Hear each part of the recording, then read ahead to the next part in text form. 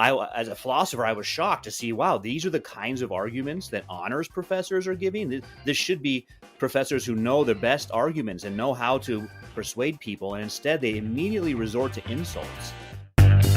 Good morning. Hello, Robert Kiyosaki, the Rich Dad Radio Show. I'm broadcasting from Old Town, Scottsdale, Arizona. And we have a very special program. I think all our programs are. Today we're talking about what's going on in our universities. Our universities teaching communism in our schools today. And let me say why is because some of you are familiar with it. But for about the last year, I've personally been embroiled with Arizona State University, a bunch of professors, actually 37 of them. Myself, Dennis Prager, and my cardiac surgeon, Dr. Radhagopalan, put on an event on February 8th on Arizona State's University. It was called Health, Wealth, and Happiness, and 37 professors tried to shut us down. They said something like, I could say what I wanted to say as long as they approved of what I said, or something stupid like this. But what I'm concerned about is, I'll give you a little my background for those familiar with it. Back in 1965, I got a congressional appointment to Naval Academy and U.S. Merchant Marine Academy. I took the Merchant Marine Academy, went to military school, so I'm not woke. I'm not a snowflake. I don't get triggered very often, but this one has triggered me. So the first day of the academy, they start screaming at you and calling you every name of the book, and it's like, geez, it's the best you can do. And today, these little snowflakes would melt. I mean, they're such weak little wimpy kids today, some of them. I can't believe it. But anyway, my economics teacher had us read the Communist Manifesto. And he was a West Point graduate, flew B-17s in World War II, and he was a tough SOB, if you know what I mean. But he also graduated from Harvard. He was a PhD and very smart, very much an articulate, strong, gentle man, but a tough guy. And so he had us read the Communist Manifesto. He says, because he said to our class, I'm only 18 years old because it's 1965, and he says, you must know your enemy. And we were kids. It was all male school, military school. And we're sitting there in our blues and all this stuff. And he goes, so I had us study the Communist Manifesto, and it said that communism would invade America in 2 stages. So the book Manifesto, Marx's Communist Manifesto, was in 1848. So this is 1965, and he's saying communism has invaded America. That was really strange because it was nobody knew the truth of the facts. So he had us read the book, and he said, and some communism would invade America in 2 stages. One would be through our academic system, and 2 would be through the media. So in 1930, Columbia University's Teachers College invited Marxist instructors to come from Germany to teach American teachers communism. That's Columbia University. And then, so that was in 1930. In 1965, I'm sitting in New York. And I think it was 1966 or 67, Columbia University was one of the first colleges that erupted in revolt. There were anti-war demonstrators across Columbia, and it spread. There was Kent State, and there was 4 dead in Ohio at Kent State University. The students went on protest, exactly as Marx's 1848 book wrote about. Communism was infecting America via higher education. So I'm watching this, and then Berkeley broke out, and all those hippie commie pinkos at Woodstock, they're selling love and all this stuff. And I'm going, what the heck's going on in our country? And I went back to I kept talking to my professor, and he says, it's happening. Communism has invaded America via academics. And stage 2 occurred when my friend President Donald Trump got taken down during a rigged election. And as Stalin said, it's not who votes that counts, it's who counts the votes. And so we were warned all these years. But of course, we can't know the truth simply because They control academics. The Marxists control, not only do they control academics, they control the money. They're non-elected bureaucrats. The budget for the educational system is in the billions of dollars.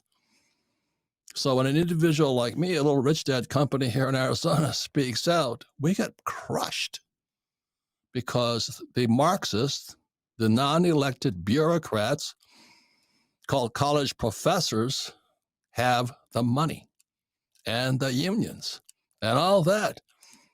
And my poor dad was very much a Marxist. He didn't know it. He's a good man. He just thought doing the right things. He didn't know he was a Marxist. He belonged to the teachers union. I can't believe that. And Marx says, workers of the world unite. So when I was a kid, my dad, poor dad, got really upset with me when I went to work for Rich Dad, because Rich Dad was being picketed and struck against. So I went to help out Rich Dad, all this. My poor dad went nuts. He says, you're a scab. You're a scab. You broke the union lines. So my father, poor dad, became the head of Hawaii State Teachers Association, biggest labor union in Hawaii, Marxist. Forbes calls Hawaii the People's Republic of Hawaii. So I'm going, my God, I'm growing up in this insanity. So on February 8th of this year, we do health, wealth, happiness, nice, happy. I do wealth. Dr. Gopalan does health. Dr. Gopalan is a doctor of acupuncture and cardiac surgery. That guy knows what he's talking about. And then there's Dennis Prager, who is as much of a free market educational conservative as you get. And we got attacked. February 8th, these Marxist professors came after us. That was February 8th. This was being done in July, and they're still coming after us. I can't believe how communist our schools have become. I know that sounds radical, but most school teachers are communists. They just don't know it. Another thing that Marx said was the graduated income tax was essential for the spread of communism. Income tax. America was founded as a tax-free nation. It's called 1773, Boston Tea Party. Check out the facts. So today I have two brave souls that are risking their life and limb. There's Ann Atkinson and Dr. Owen Anderson. They stood up to these 37 woke professors. It's been 6 months or 7 months now, and they're still attacking. So Ann, give us a quick, 2-minute overview. What's happened since the February 8th event, 2023. Yes, Robert, thank you for having us on. This is truly a global story. So as a result of the teachers protesting and condemning this event, because the teachers at the Honors College, a supermajority, did not like the ideas of our speakers, the entire center that hosted the event, the T.W. Lewis Center for Personal Development, has been dismantled. I, as the former executive director of the center, have been fired, and the events operations manager at the venue that hosted the event, ASU Gamage Auditorium, has also been fired. There's been significant consequences to those who dared to explore ideas deemed unsafe by the faculty majority. But health, wealth, and happiness, that's threatening to them. Anyway, and T.W. Lewis is the Honors College. That's a year ago, that summer, I taught entrepreneurship at the Barrett's Honors Program. And they were the honors kids. They're bright, smart, great young men and women. It's fantastic. I brought my team of entrepreneurs in there. We taught oil, we taught tax, we taught debt, we taught the things that entrepreneurs should know. So that was a year ago, last summer. February 8th, we put it on for Gamage, at the Arizona State. For the public to hear it, they attacked. And by the way, Arizona State is the largest university in America. Is that correct? Yes. How big is it? And when you look at university systems in America, how big is Arizona Over 100,000 students and growing into online, into K-12. So it will grow exponentially in years to come. Now, the good thing about any upheaval, any event where these Marxists showed their ugly heads like a pimple, There's other people who speak out against him also. And we have Dr. Owen Anderson, a man I have tremendous respect for. And he had the temerity and the guts, or as my Mexican friends would say, the cojones, to stand up against his own fellow teachers. So, Dr. Anderson, I commend you, and thank you for standing up. Well, thanks for having me on, and it's been really an education for me to see how these professors have behaved themselves. And as a philosopher, I mean, I'm a professor, but I am very rare, I think, in not having the Marxist influence you mentioned. And although I'm a professor, I'm speaking here in my own opinions, not representing ASU.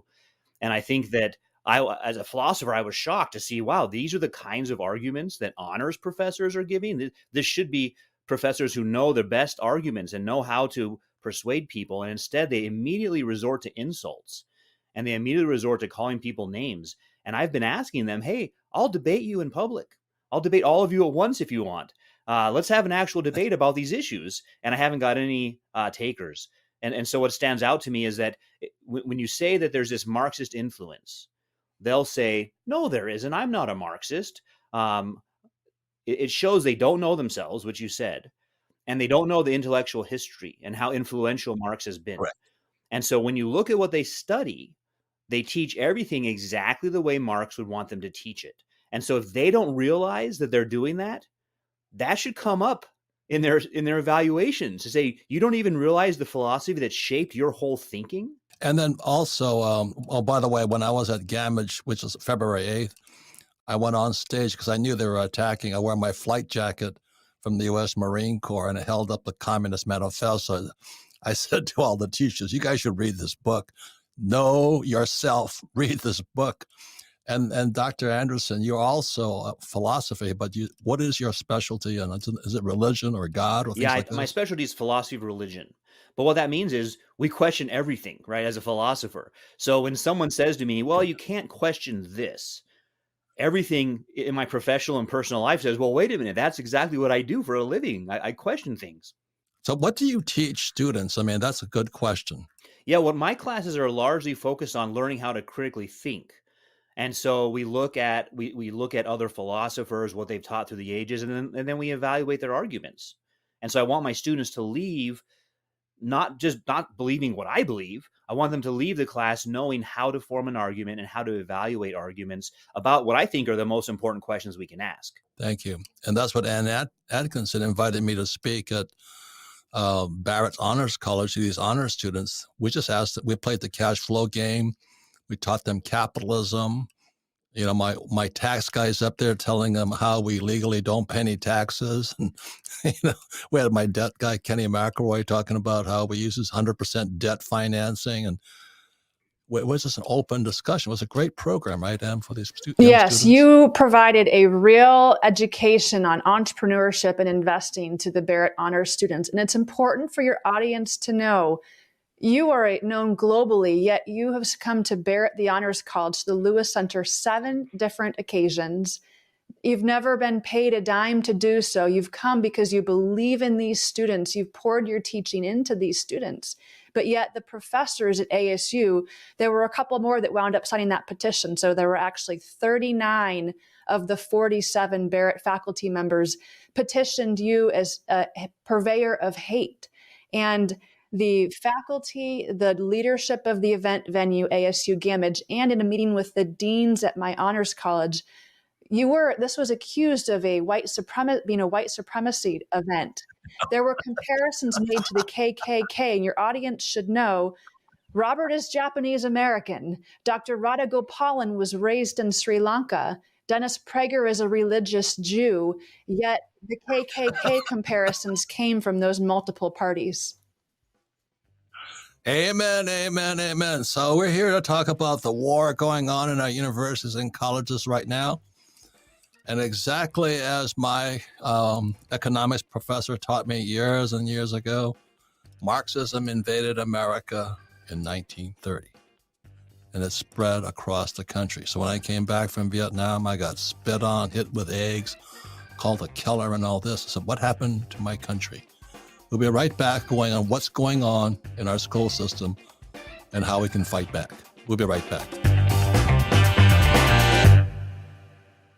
Today's show is sponsored by Gold Alliance. If you're concerned about high inflation, looming recession, a troubled banking system, or out-of-control spending in Washington, this is an important message to hear. Because the fact is, during every major crisis in U.S. history, many of those who failed to prepare watch their savings, investments, or retirement funds go down, while many with the foresight to own gold helped preserve their purchasing power. Gold even made some folks richer. Now we're facing several major crises at once, and experts say we may soon face even more economic trouble. So please don't wait. Learn the simple way you can diversify with gold and put yourself on the road to financial peace of mind, even in uncertain times. The new free 2023 Gold Guide from our friends at Gold Alliance can show you how. Just visit www.freegoldguide.com/Robert or call 1-800-473-4585. Republican governor and conservative commentator Mike Huckabee says Gold Alliance is the only gold provider he recommends to his friends and family. Find out why and visit freegoldguide.com/Robert or call now at 1-800-473-4585.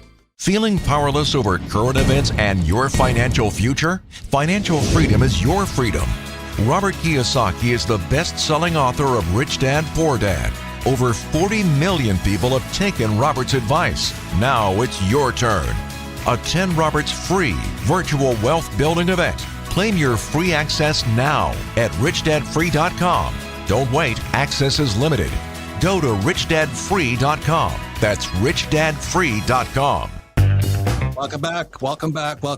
This is Robert Kiyosaki, the good news and bad news about money. Today we're talking about how Marxism has infiltrated our academic system. Now at Arizona State University, the largest university in America, has gone woke, has gone totally Marxist. So we got attacked February 8th in 2023, and the attack continues on. Those teachers do not give up. So we have our guest today is Dr. Owen Anderson. He's one of the 37, one of the people that stood up to the 39. I didn't.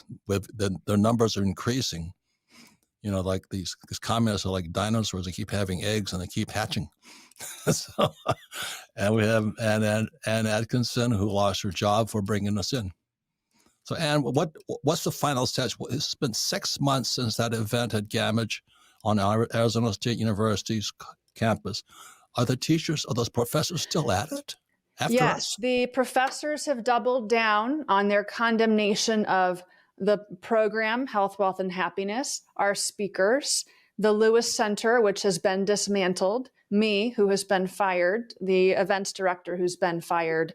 The faculty have doubled down. And over the last several months, I've taken my concerns about this experience all the way up through normal channels at ASU, all the way to the president of the university. And we have a very pro-free speech president. ASU is green light rated in free speech by fire.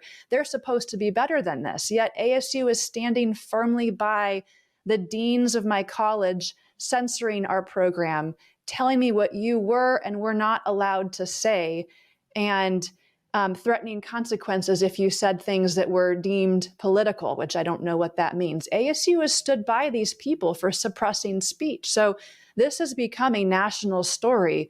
We've had op-eds in the Wall Street Journal, in the National Review. We've been on Fox Business. People are very concerned about the suppression of free speech at the largest university in the country that is supposed to be a leader with its policies about free speech. Right. I have tremendous respect for Michael Crow. I met him years and years ago. He's a very good man. But I really can't believe they don't have the cojones to stand up and say, this is enough. Because it's been 6 months. They're still fighting.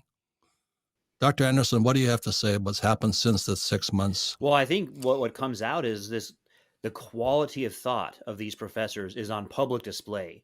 And so parents can say to themselves, you know, they're very proud of their child who's an honors student and going on to honors college. They can say, is this the kind of example I want from an honors professor, that they have such hate-filled arguments, that they immediately call names, that so far they haven't been able to explain what is it that you or Dennis are saying that's false? They simply dismiss you as a white nationalist bigot. So that's all on display for us there. You know, there's a saying, when someone tells you who they are, believe them. They should get a refund on their college degrees, these professors, because Dr. Gopalan is Sri Lankan. He's obviously not white. I'm obviously not white. And Dennis Prager is a Jew. I mean, and he talks about being a Jew all the time. But these professors still attack, calling us white nationalists, white supremacists. Anyway, has anything ever come after you personally, Dr. Well, Anderson? I mean, just in terms of insults and putting me down and dismissing me. When this first happened, the three of us who wrote a letter against their letter, a meme was made of us making fun of us as white men. And so stuff like that, just because we are white men. But can you imagine if it was reversed, if we'd sunk to that level and made fun of somebody in that way? So it still goes on like that. I've got people on Twitter attacking me, and personally, I don't mind that because I think it shows the public this is the quality of thought you're dealing with. Well, I give you tremendous courage for standing up, because everybody, like as Jordan Peterson says, when you have something to say, silence is a crime. Well, that's the thing. As a philosopher, if I had just sat on the sidelines while this was happening, I would have to hand in my philosopher card, right? We're supposed to say, no, we're going to question everything. That's what we teach our students to do. And that used to be, so to speak, the liberal approach, right? Liberal college students would say, I'm going to question everything. Now, I don't think that means that you end up not knowing anything. And that's where I'm not a liberal. I think you can question everything, and it turns out you can know a whole bunch of stuff. Yeah, Rich Dad, we always say all coins have three sides, heads, tails, and the edge. Look at both sides. In your experience as a philosopher, what did we hit in these 30 or 39 woke professors? What cattle prod did we hit on them? Well, I think that they're personally invested. It's come out from students that are using class time for their personal opinions. And I think that really the big picture with Marx down to the present is this: the abandonment of reason. And so Marx put the category of power in the front. And that's where these are Marxists, and they don't realize it because they think all in terms of power. And so you're a white nationalist, even though you're Japanese American, because you're supporting the racist structure of America. They don't look at anything about what you say, and they don't evaluate it as true or false. Has capitalism brought more people out of poverty than any other economic system? It doesn't matter. It's just a power struggle. And so they view themselves as the minority, whether it's their sexual identity or what it is, and in a power struggle against people like you. And they don't care about reason. They don't care about sound arguments. They'll just attack you. Right. It's the victim's mentality. That's the power part of it, or oppressed, right? If you're a Marxist, you want to be the oppressed person.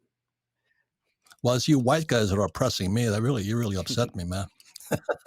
Yeah, we keep buying your books, right, and oppressing you. Yeah. I can't believe how bad. Like I said, when I in 1965, when I read the Communist Manifesto, I went, "Oh my God, my family's Marxist. They're good people." That's how it gets people, because usually these are persons who don't have a religious morality, and so they have this urge to be moral. And so Marxism appeals to that, and it says, look, you can help other people with your life. And that's very attractive. But they also say, like the Marxists said, the abolition of private property and the destruction of religion and of family. And that's what these guys stand up for. So my poor dad, he was a very good man, honest man, but he didn't read Marx. And that's why at Arizona State, when I was in Gamage, February 8th, I hold up the Communist Manifesto. I said, you should read this book and find out who thou art. And the Lewis Center existed. It was a partially donor-funded center to teach topics including personal responsibility, hard work, community service, faith, family, civic duty, principles that are opposed to what we're describing here on this conversation. So the very idea of the Lewis Center and the very idea of health, wealth, and happiness could be perceived as a threat to what these people are teaching. And that's why the professors went on a national condemnation campaign. These were not the students. These were professors pleading for solidarity from PhDs and PhD candidates nationwide to stand with them to condemn this program. That's why the professors went into their classroom where they teach freshmen a mandatory honors class. That's what all of these professors teach, is a mandatory honors class. And they use their classroom teaching time to condemn the program and tell these students that supporting our talk, our health, wealth, and happiness talk, is dangerous. So they instilled an environment of fear because they don't like the ideas that we were there to discuss. Yeah, and being a military school graduate, they don't know this, that Marxists have murdered more people in history than any group. Millions and millions. That was Mao, Stalin, Hitler. They murdered more people in history. And those are the guys teaching our kids right now. And then, this question I was going to ask you, what did you find in the professors' libraries? What kind of books? I'll start with that. So our dean who censored our marketing wrote a book called The Invention of Womanhood. This is the new dean at Barrett the Honors College. Fine. One of the leading faculty members at Barrett studies, practices, and teaches witchcraft. And his books on witchcraft have their own section of a glass display case in the dean's office. Others that led this campaign studied gender theory, bioethics, settler colonialism, and gun culture. And my view, Robert, is that that's fine. They're welcome to explore these topics, to teach them. No one is arguing that those ideas don't have a place in the university. I'm arguing that we have a place in the university also to explore these values of personal responsibility, personal finance, health, wealth, and happiness without facing retribution from a supermajority of the faculty and the deans, all of which have been supported firmly by ASU administration. So we're arguing just to have an equal right here. And a key word I want to point out, though, from what Ann just said, is practicing witchcraft. So that's stepping over the line from you're teaching about a religion to you're encouraging students to teach it as a way of promoting feminism or something, or to practice it, as a way of promoting feminism. So that's an important line in religious studies you don't cross. I don't go into my classes and teach the students, hey, let's all pray the Lord's Prayer right now, because I'm there to teach about religion, not to practice religion. So final words, Ann, what would you say to parents right now? What would you advise parents with kids? Well, I am still optimistic about the role of higher education today. I'm deeply, deeply discouraged. Parents, you have to pay attention. Who will be teaching your students? When you look at students enrolling in classes at the university, look at what these faculty members are teaching. Students, parents, we need to stand up for free speech for all, not just for those who agree with the prevailing orthodoxy on campus. And it might come with consequences. Like me, you might lose your job. Like the events operations manager at the venue, you might lose your job. But there is nothing more important to protect in our country than our right for all to have the right to free speech. Yes. So, Dr. Anderson, what would you advise parents right now? Well, very similar. Know what the teachers are doing. Know that they're bringing their personal opinions into classes, and they can email the deans, and they should, and say, "Hey, we don't believe this is acceptable, and if you continue this behavior, we won't send them there. We'll send them somewhere else." We have a very large competitor in the Valley, Grand Canyon University, which doesn't have these problems and is very favorable to the kinds of values Ann just mentioned. And I know that ASU doesn't want to lose students to their competitor. So ASU needs to get its act together and defend free speech on campus. And also here, free speech does not protect libel and slander.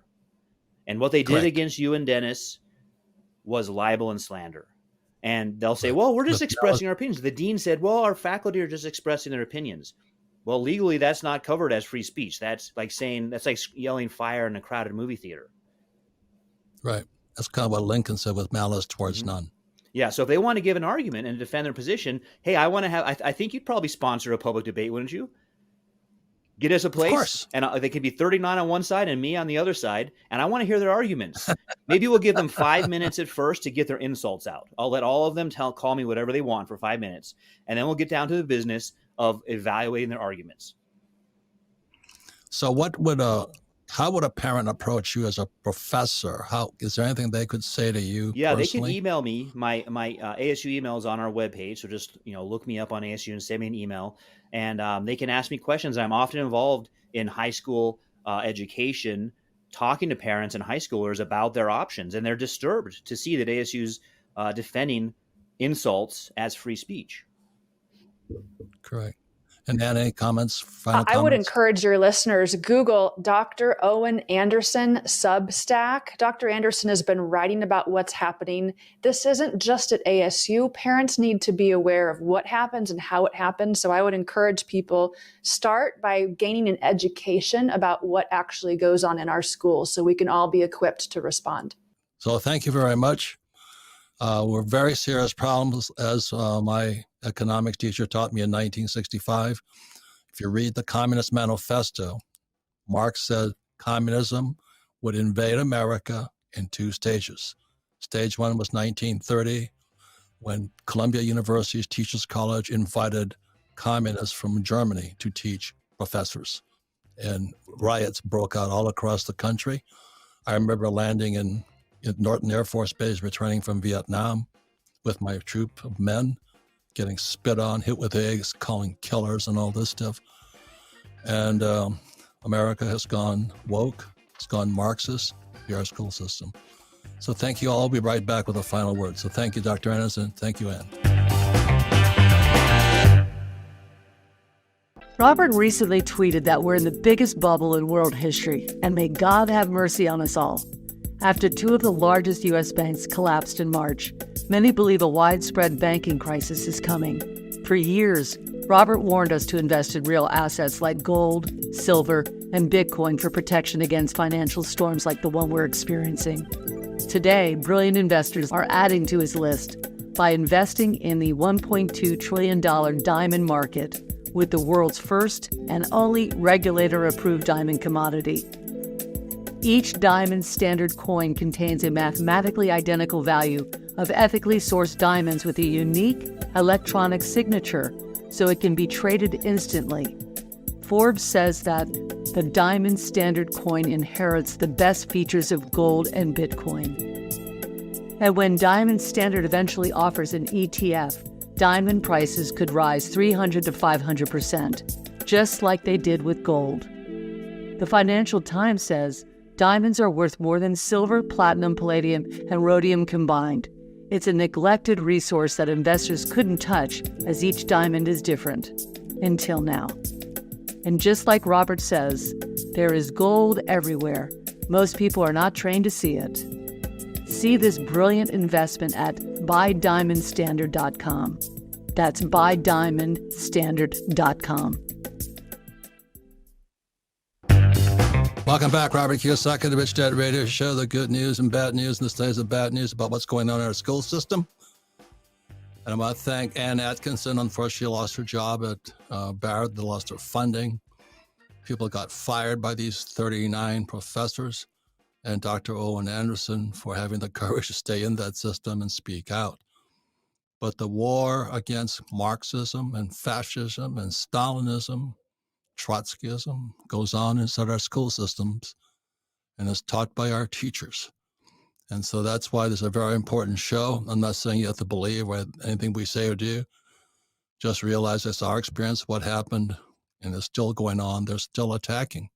It's incredible. We really stuck them in the ribs someplace. So anyway, Sandra, you have children. What do you think? Frankly, I'm shocked and I'm really disappointed. I mean, I sound like a true parent now, you know. I'm really disappointed in ASU. This is not how you respond. The Rich Dad Company was founded because of, like I said, in 1965, when I read the Communist Manifesto, I realized my family were Marxists. They're not bad people. They believe in taking money from the rich. They believe in taxation. They believe in labor unions and, things that seem innocuously true. But, the one thing that we were teaching at the T.W. Lewis Center is how we use debt for money and we pay no taxes. And my real entrepreneur friends like, Kenny McElroy was there teaching debt, and Tom Wheelwright was teaching how to not to pay taxes legally. And I think this is what drove those teachers nuts. We also had my cattle guy there talking how we invest in cattle. My oil guy on how we use real oil, not fake oil, and my gold and silver guys. So that was real financial education. And then a few months later, when we did it for the whole school on February 8th of this year, teachers erupted. So it's really quite interesting. So my idea on this is, how do you fight communism? You teach capitalism. And that's why Kim and I invented the cash flow board game. If you understand capitalism, you won't be susceptible, to people who don't know what they're talking about. Most professors, most teachers are Marxist. Not that bad people. They should, why aren't the rich paying their fair share of taxes? Well, that's what Marx said, idiot. Why don't you join a labor union? Because that's what Marx said to do. If you understand that, read the book. And once again, you can see the whole presentation at Gamage Theater. We'll put it on the site here. You can watch it. I'm standing there in my Marine Corps flight jacket, holding up the Communist Manifesto, throwing gas on the fire as I usually do. But ladies and gentlemen, if we don't fight back, who will? So thank you for listening to the Rich Dad Radio Show.